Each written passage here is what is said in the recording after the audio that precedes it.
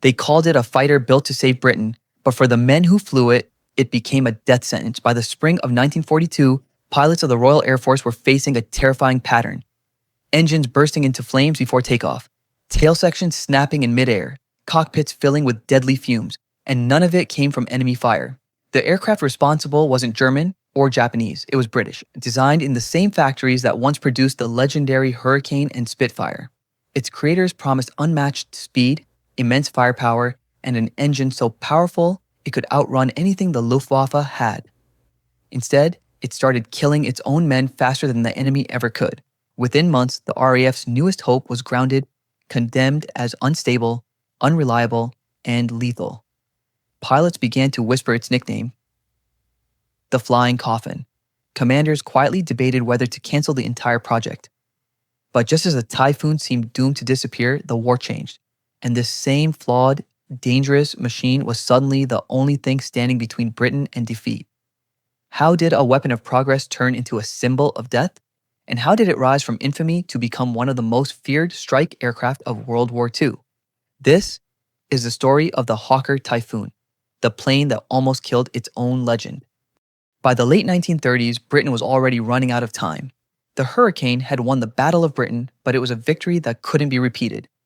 German engineers were already working on a new generation of fighters, faster, heavier, and more advanced than anything the Royal Air Force possessed. The Spitfire, Britain's pride, could only stretch its design so far. The Air Ministry knew it. Within 2 years, the RAF risked being outclassed.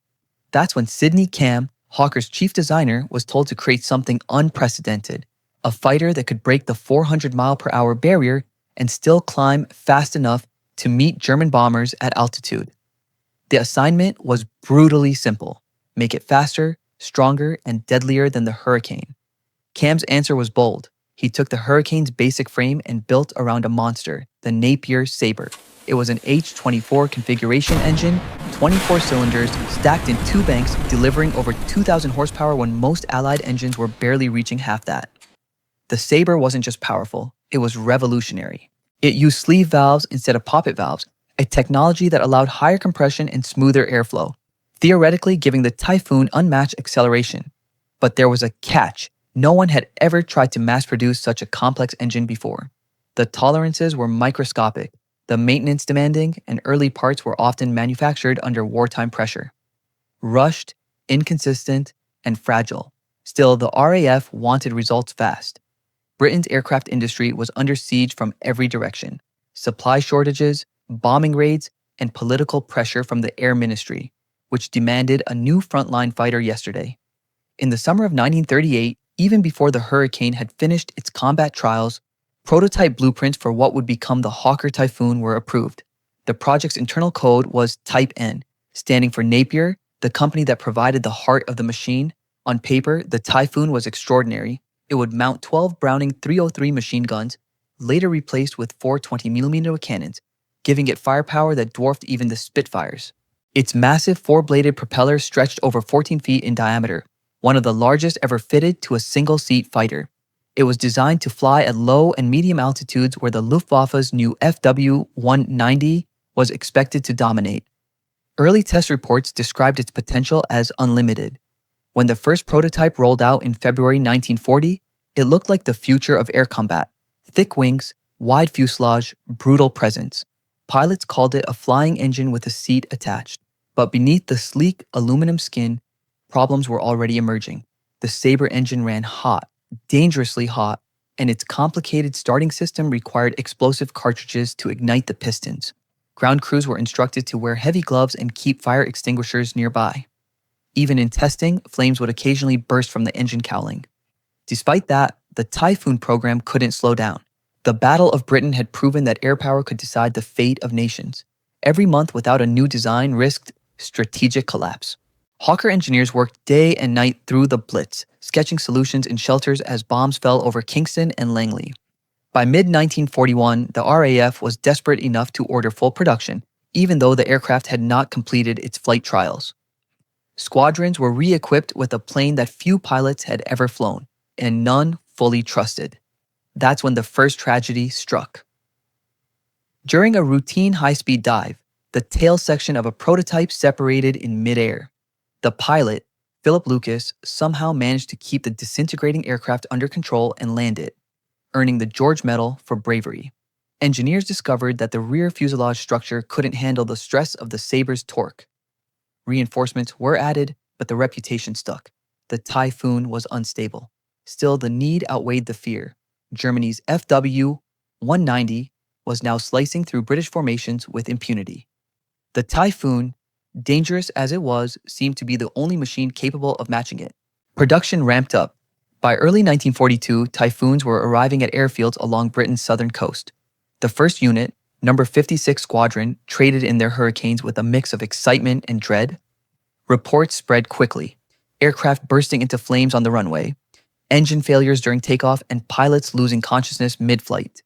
Investigations revealed one horror after another. The Sabre's exhaust leaked carbon monoxide into the cockpit. Ventilation was poor. Pilots were literally being poisoned while flying. Then came the structural fatigue. Repeated tail failures traced to vibrations caused by the massive propeller and high-power dives. For the first time, RAF engineers recommended grounding an entire frontline aircraft type. Commanders hesitated. Britain needed every fighter it could get. By mid-1942, whispers began circulating through RAF bases. The Typhoon kills more of us than the Germans do. The statistics were chilling. In some squadrons, mechanical failures were responsible for more losses than enemy combat. The press never printed the numbers, but the pilots knew. They started calling the Typhoon the coffin with wings. At Hawker's factory, Sidney Cam defended his design fiercely, arguing that the aircraft's potential was being sabotaged by rushed production and untrained maintenance crews. He wasn't wrong, but the war wasn't waiting. The Air Ministry considered shutting the project down entirely, yet something kept them from pulling the plug: speed. Even with all its flaws, the Typhoon was incredibly fast at low altitude. In level flight, it could exceed 400 km/h, and its acceleration below 10,000 feet was unmatched by any Allied plane. That one fact, speed, would become the aircraft's only lifeline. Because soon, across the channel, the Luftwaffe's FW-190 began a new campaign: lightning raids that no Spitfire could stop. When the first squadrons received their Typhoons, no one truly understood what they were getting into. On paper, it was Britain's fastest interceptor. In reality, it was an unpredictable machine that demanded complete surrender from its pilot. At RAF Duxford, ground crews learned early that even starting the engine could be fatal. The Napier Sabre didn't respond to a switch or button. It needed detonation. 2 explosive cartridges, similar to shotgun shells, had to be fired in perfect sequence to kick the pistons into life. If the timing or fuel mixture was off by seconds, the entire cowling could erupt in flame. Crews began wearing fireproof hoods and stationed extinguishers beside every aircraft. Yet even with precautions, men were burned. Men? A young pilot once dismissed the ritual as superstition, until his own engine exploded in a sheet of fire, scorching his flight suit before the plane even moved an inch. From then on, every startup was treated like lighting a bomb. The engine's power also came with brutal vibration. Mechanics described the Sabre as a wild animal inside a metal cage. It shook rivets loose, cracked panels, and tore at control linkages. Maintenance became a nightmare. Replacing cylinder sleeves required dismantling half the airframe. Spare parts were scarce. Most were handmade in overstressed factories already under Luftwaffe bombardment. Then came the problem no one saw coming: carbon monoxide poisoning. Pilots began blacking out mid-flight with no sign of combat damage. After several fatal crashes, investigators realized exhaust gases were seeping through unsealed panels directly into the cockpit. A modification order was issued, but until filters arrived, crews resorted to crude fixes, taping over gaps with cloth and grease. Some pilots even carried canaries, small birds, to warn them when air turned toxic. The psychological toll was immense. In letters home, RAF men described the Typhoon as both magnificent and malevolent. One wrote, "She'll outrun anything alive, but she'll try to kill you first." When Flight Lieutenant Roy Crane arrived for his first posting, he watched a comrade take off, climb smoothly, then twist violently downward.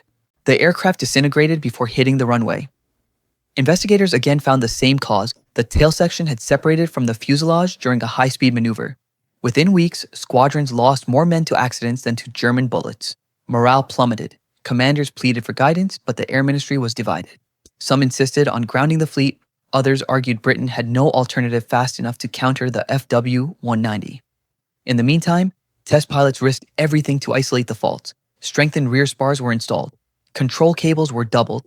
Engineers replaced the car-style side door with a sliding canopy to ease escape during spins. By late 1942, the Typhoon's reputation was so grim that RAF jokers began painting small coffins beneath the cockpit instead of victory marks. Ground crews referred to the aircraft as the Ensign Eliminator, a dark reference to the many junior officers it had killed. And yet, there were hints of redemption. Across the channel, the Luftwaffe had shifted tactics. WWIIs now attacked England in lightning-fast, low-altitude raids, strafing coastal towns and radar stations, then vanishing under Allied radar. Conventional Spitfires couldn't descend fast enough without losing wings. Only the Typhoon, with its massive engine and thick wings, could chase them. The RAF seized that narrow advantage. Elite units, men with hundreds of hours in Hurricanes or Spitfires, were reassigned to the Typhoon. They were told bluntly, "Treat her like a stallion. She'll kill fear or she'll kill you." At first, interceptions were chaos. Pilots fought both the enemy and their own machines. The Typhoon's thick wing created violent buffeting near 500 mph. Its heavy nose made sudden dives almost irrecoverable, yet its sheer speed was undeniable. In December 1942, Typhoon patrols finally scored consistent victories. 2 German fighter bombers were shot down off Dover in a single afternoon. For the first time, morale flickered upward, but progress came at a price. In 1 week alone, 5 Typhoons vanished during coastal chases. No enemy contact, no radio distress. They simply fell out of the sky. Post-war analysis showed most had suffered structural resonance, oscillations in the tailplane that magnified until metal tore apart. Every success seemed paid for in blood. Inside Hawker's design offices, Sidney Cam fought bureaucrats as fiercely as pilots fought the enemy. He argued the failures stemmed from rushed production, not flawed design. He demanded better quality control, thicker skins around the tail, and factory-level supervision of engine installations.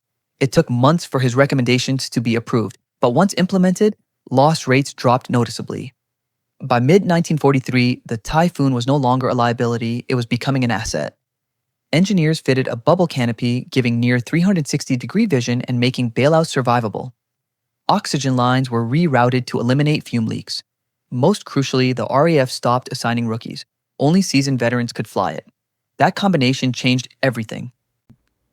In the summer raids of 1943, when FDW-190s stormed across the channel at treetop height, Typhoons pounced from hidden bases. Their sheer acceleration shocked German pilots who'd grown accustomed to invulnerability.